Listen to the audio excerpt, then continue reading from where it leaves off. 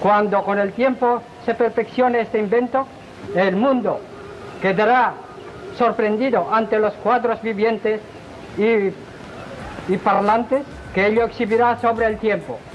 Hereby solemnly swear that I will faithfully and conscientiously fulfill my duties as President of the Philippines, and I hereby declare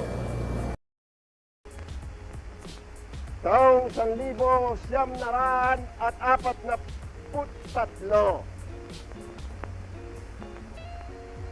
isang taong singkad, buhat noon hanggang ngayon, na naitayo natin. But we do need some help in getting back on our feet. We need immediate relief and financial assistance. Affection for America. Although the color of our skin is brown, the temper of our minds and our beliefs is almost identical with yours. The Philippines, in government system and tradition, is a replica in miniature. Monthly radio chats, I have repeatedly touched on the constructive program of this administration. I shall use all the force at my command to the end that the sovereign authority of the government Harianon, dito linaan lubos sa ilo. Sa pandayan sa mga mutya, ilaw sa dagat, dito pandaya ang mga mutya sa bapa na silangan sa mga... We, because we were in the minority in the convention, the president and his wife succeeded in obtaining control of a majority of troops. They cannot succeed without the support of the people. We cannot succeed without the support of our people. I am happy to see that the reaction throughout the country is favorable. I have received hundreds and hundreds of telegrams from all corners of the Philippines congratulating you and incidentally. And did not have a course for political prisoners, so I did not get that instruction here. Anyway, as I said, it was my husband who taught me all about.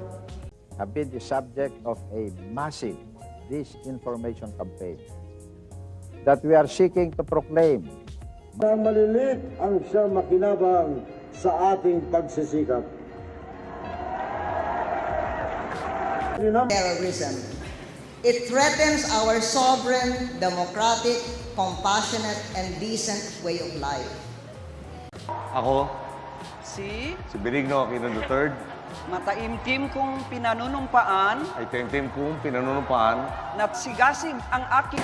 However strong, can succeed at anything of national importance or significance unless he has the support and cooperation of the people he is tasked to lead and sworn to serve. It is the people from whom democratic governments...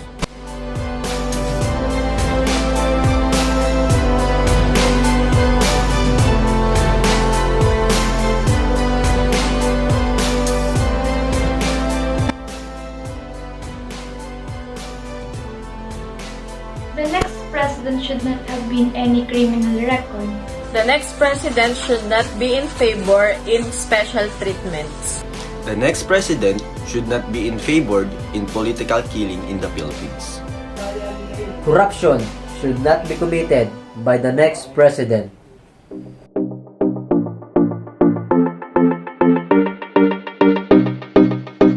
We all know that there's a lot of characters that are classified to be a good president. But it strikes me that one of the most important things that a president has to have to be successful is the clarity of vision.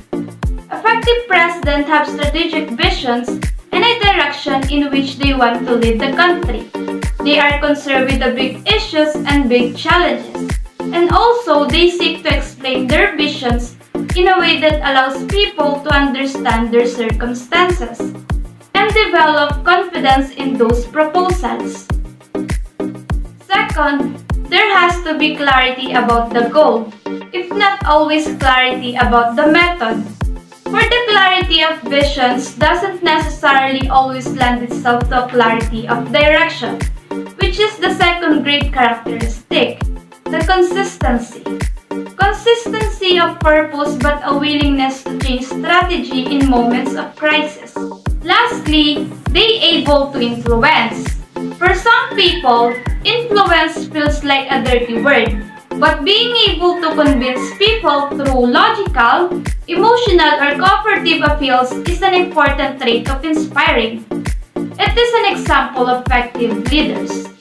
Influence is quite different from manipulations, and it needs to be done authentically and transparently. And it also requires emotional intelligence and trust.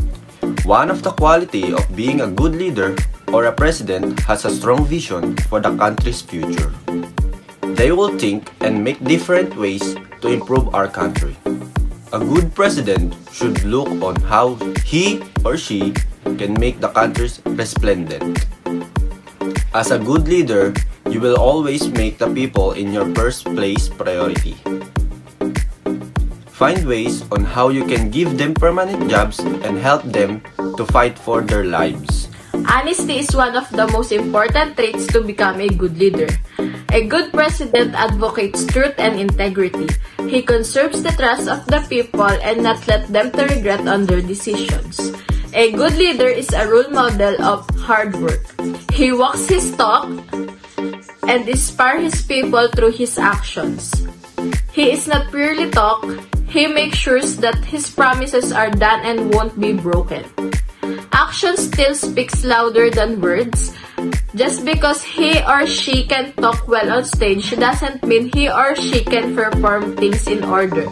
Look what he or she's done while seated in government. So, what do you think are the best qualities for a president? What should be the first step on the road to becoming a developed country?